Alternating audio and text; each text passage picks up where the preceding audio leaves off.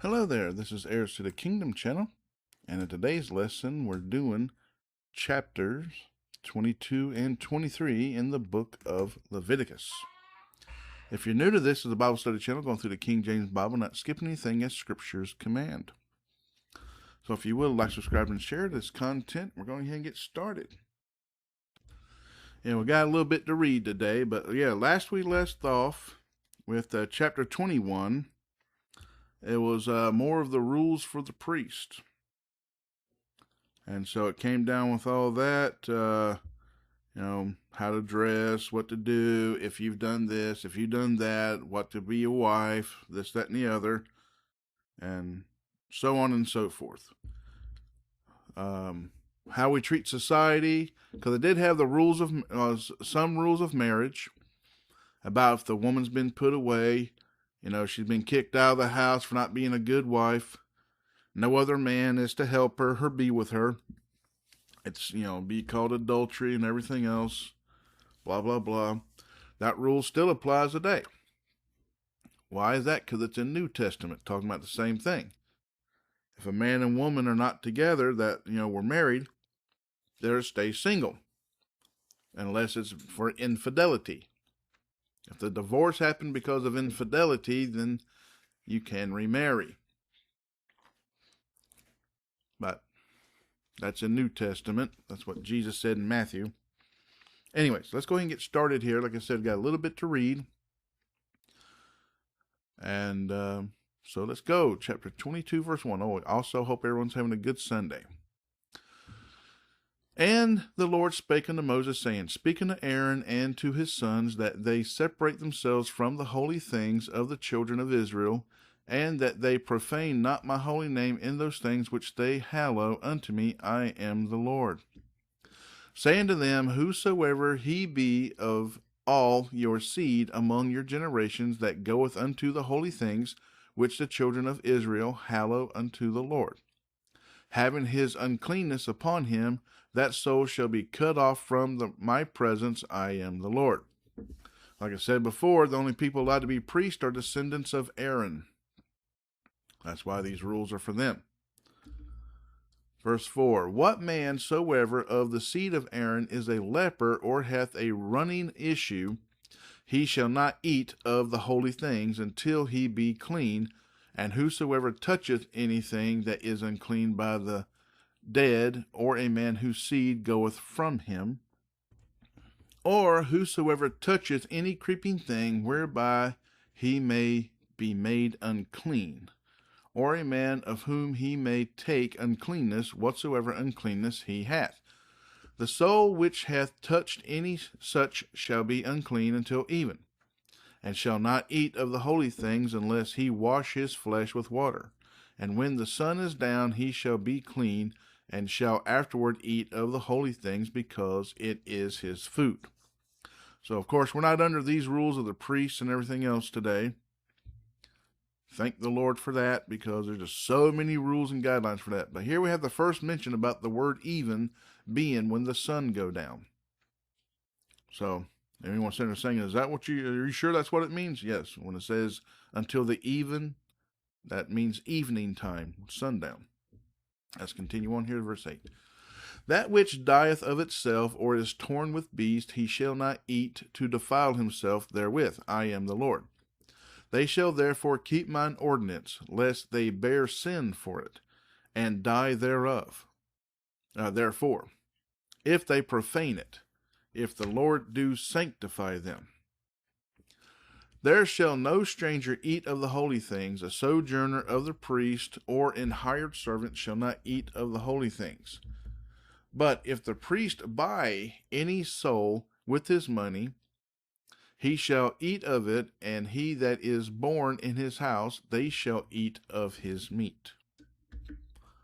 If the priest's daughter also be married unto a stranger, she may not eat of any offering of the holy things. Once again, like I said before, when a woman is married to a man, she becomes part of the man's family, no longer part of the family she was born from. 13. But if the priest's daughter be a widow or divorced, and have no child, and is returned unto her father's house, as in her youth, she shall eat of her father's meat, but there shall no stranger eat thereof. So here's the thing, talking about, if be a widow or whatever else, and return to the father. That's a very crucial thing. Return to the father's house. That means that she now goes back underneath the rule of her father, because women are to have no authority over any man. So they're supposed to be under somebody. That's, only if she's returned to her father's house. Because some women, they like to do things the hard way and make a mess of things, and then be cast out and they go do their own thing, and then, no one's responsible for her. She's made her own choices then. Kind of what feminism teaches today. And this is how every time you read Scripture, Old and New Testament, it reads that, everything feminism tells a woman to be is opposite of what God commands a woman to be. That's how you know feminism is just a demon of Satan, so you can just say it's Satanism. Kind of like Molech in the time of the Old Testament. It's just, it's changed its name and a few little guidelines, but it's pretty much the same destructive demon. 14. And if a man eat of the holy things unwittingly, then he shall put the fifth part thereof unto it, and shall give it unto the priest with the holy thing. That means if somebody eats of the holy things and they didn't know it was holy things, they would not die for it or this, that, and the other, because they didn't know that they were doing wrong. But they are to pay back fivefold of what they did eat. Verse 15, and they shall not profane the holy things of the children of Israel, which they offer unto the Lord. We already went over the word profane last time. But pretty much short, sweet, it's like treating sacred things or biblical things with disrespect. Just disregarding that it's holy, and just treating, making fun of it or this, that, and the other, blah, blah, blah. Kind of what like a lot of people in America and all around the world's doing today. They don't realize what they're doing. But let's continue on here. Verse 16. Or suffer them to bear the iniquity of trespass when they eat their holy things, for I am the Lord, do sanctify them. And the Lord spake unto Moses, saying, Speak unto Aaron and to his sons and to all the children of Israel, and say unto them, Whatsoever he be of the house of Israel, or of the strangers in Israel, that will offer his oblation for all his vows, and for all his freewill offerings, which they will offer unto the Lord for a burnt offering, ye shall offer at your own will a male without blemish of the beeves, of the sheep, or of the goats. More than likely, beeves is going to be one of the other types of animals. We don't use that word today. Okay, so simple it is. It's just a plural of beef. I never knew that. So any type of cattle, oxen, horned bovine, whatever else, the beeves is plural for beef. Some people might have known that. I didn't. So now when you go to the burger joint or whatever, it says, I need beeves burgers. Multiple. They won't get it, more than likely, but moving on. 20. But whatsoever hath a blemish, that shall ye not offer, for it shall not be acceptable for you.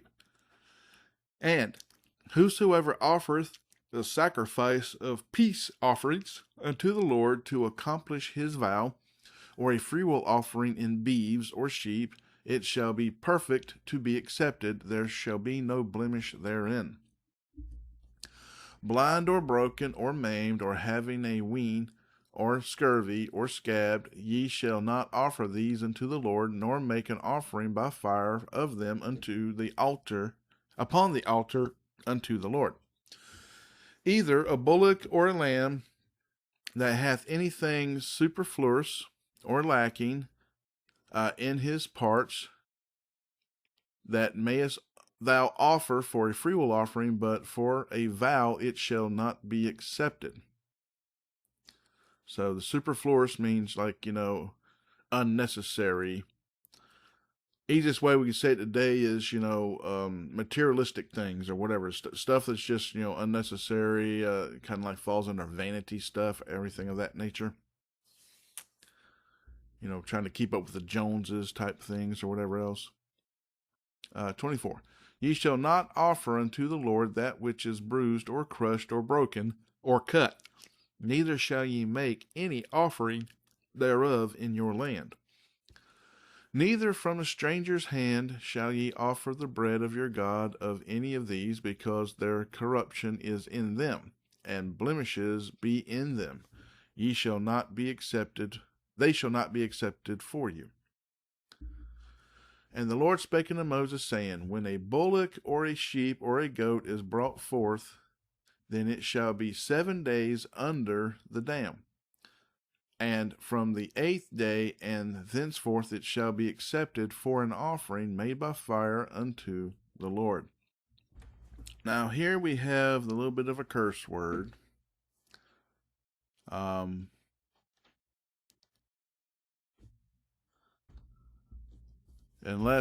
it's spelled like a dam that stops water. So I don't really know. Trying to research that, and I don't know if it means under the damned or actually under at the base of a dam to hold water. Okay, I found something about that. The meaning of it is talking about, under its mother. So I've never really heard it said that way, but that's what it's meaning. 7 days under the mother, and from the 8th day, and henceforth it shall be accepted for. Okay, so speaking of the newborn. All right, now it makes a lot more sense to me. It's speaking of a newborn. No. I mean from the time weaned. But anyways, let's move on from that. We're not under the sacrifices and stuff anymore anyways. Like I said before, I'm glad we're not, because there's so many rules and guidelines for it, it will just drive me nuts trying to memorize them all. 28. And whether it be cow or ewe, for those that don't know, ewe's a female, female sheep, female goat, one of those. Ye shall not kill it and her young both in 1 day. And when ye will offer a sacrifice of thanksgiving unto the Lord, offer it at your own will. On the same day it shall be eaten up. Ye shall leave now of it until the morrow. I am the Lord. Therefore shall ye keep my commandments and do them. I am the Lord. Neither shall ye profane my holy name, but I will be hallowed among the children of Israel. I am the Lord which hallow you, that brought you out of the land of Egypt to be your God. I am the Lord. Chapter 23. And the Lord spake unto Moses, saying, Speak unto the children of Israel, and say unto them concerning the feast of the Lord, which ye shall proclaim to be holy convocations, even these are my feasts.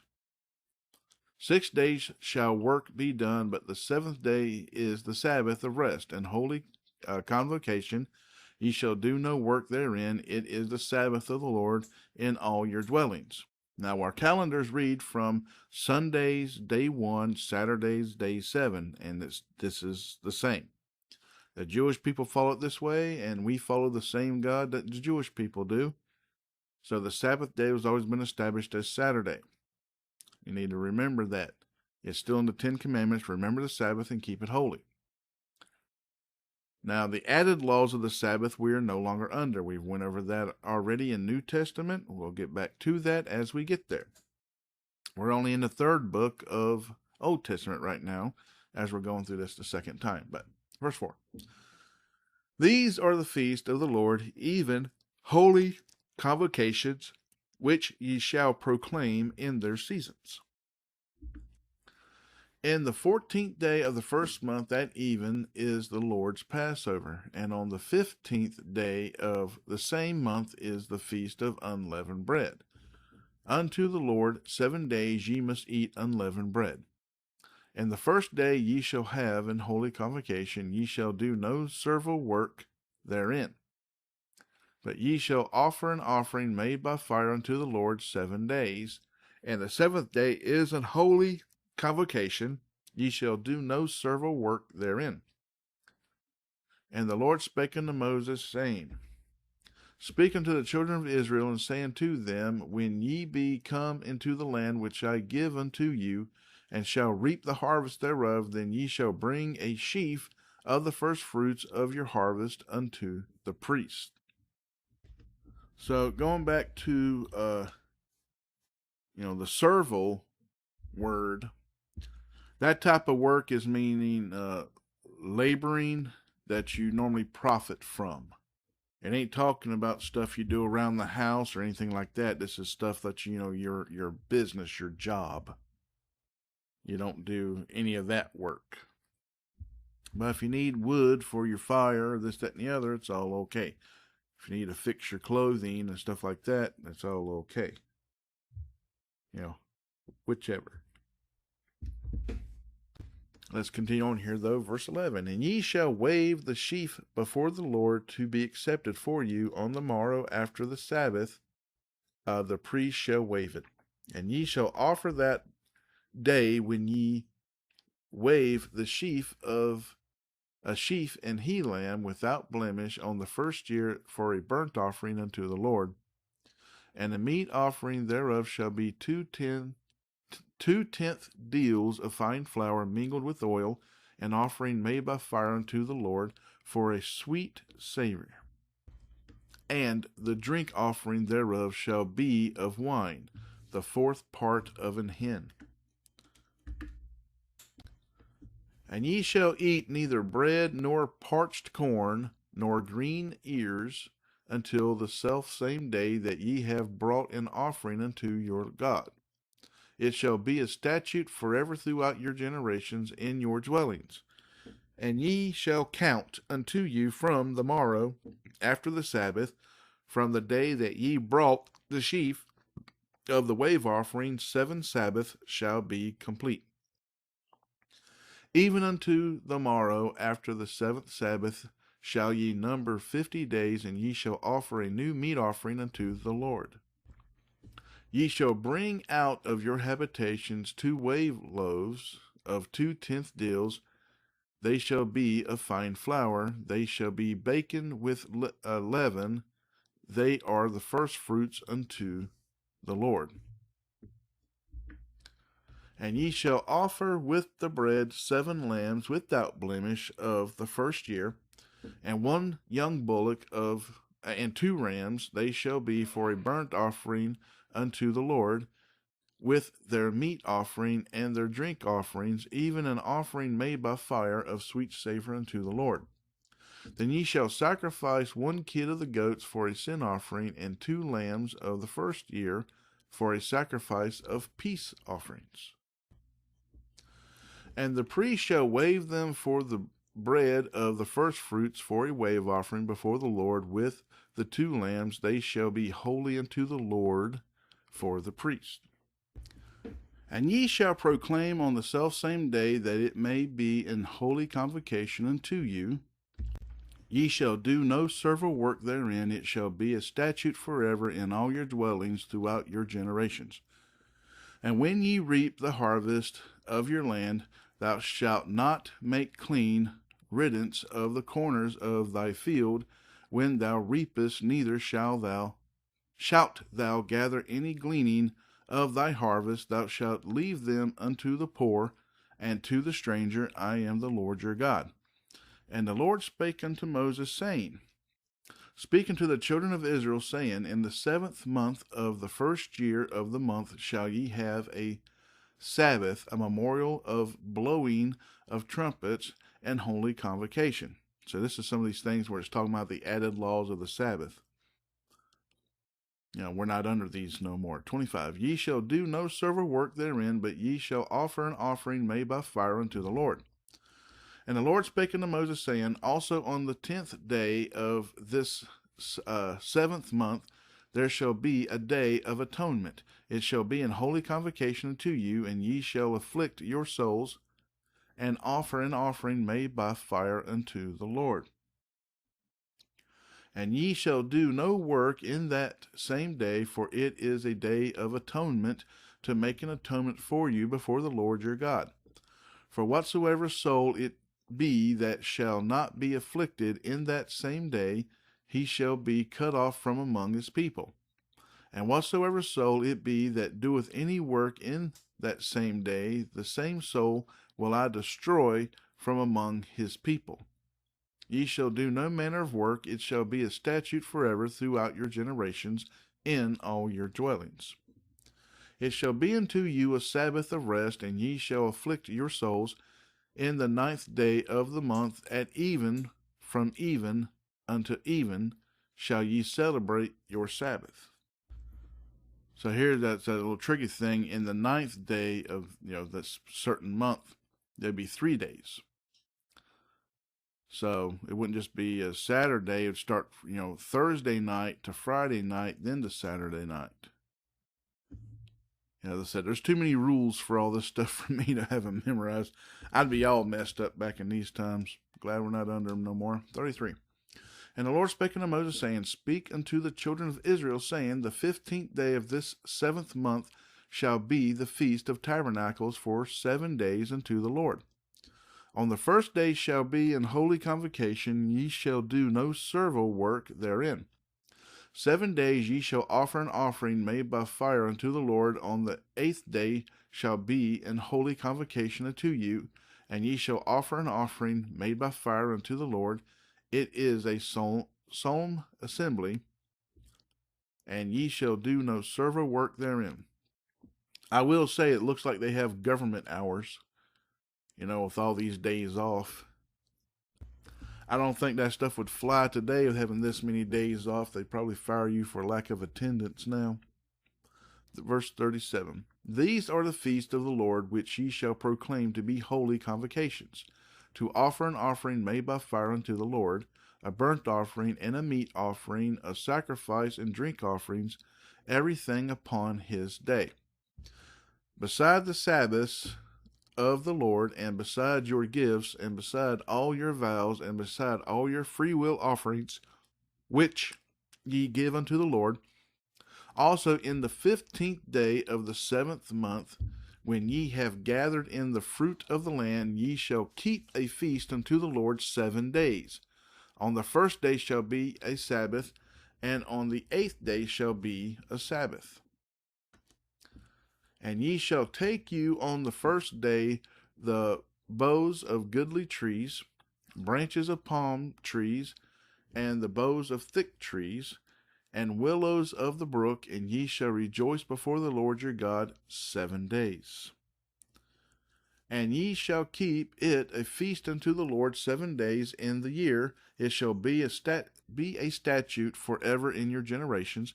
Ye shall celebrate it in the 7th month. Ye shall dwell in booths 7 days. All that are Israelites born shall dwell in booths, that your generations may know that I made the children of Israel to dwell in booths. When I brought them out of the land of Egypt, I am the Lord your God. And Moses declared unto the children of Israel the feasts of the Lord. So these living in booths part is for people that travel. It's temporary made shelters with these limbs that they're to bring to make a little hut. A small little place to stay in those times.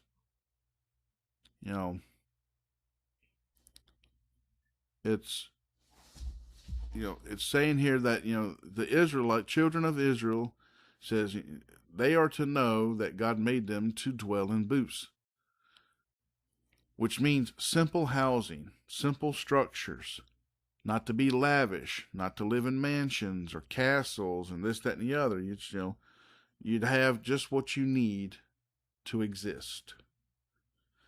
And Christ even says stuff of that same today, that we're kind of under. We're to live meek, humble lives. So basic dwellings, basic this, basic that. That's to be our lives. Why? Because anything else would be keeping up with the Joneses, and you're trying to impress the world. It's all that vanity stuff, blah, blah, blah, blah, blah. But anyways, that's the end of this lesson today. We got 2 more lessons, as long as we can keep doing 2 chapters each of the book of Leviticus. And then after that, we go to the book of Numbers, which has 36 chapters. So we just have to see how that goes with that. Reason being, if it's really long chapters, I got to do them one at a time to stay under the 30-minute mark. I just want to keep the lessons in that area. Anyways, these are things I pray about. Make sure I do things the right way. You have things you need to pray about to make sure you're doing things the right way. And if you think that you're perfect, you definitely need to pray. But also don't forget to pray for others. Everyone else in the world needs prayer, and all the saved needs prayer. The lost and the found needs prayer. And don't forget to give God all the praise, glory, and worship and thanks in everything, the good, the bad, the ugly, and the indifferent. I'm going to go ahead and end this lesson here. So, hope everyone has a blessed, good day, and goodbye.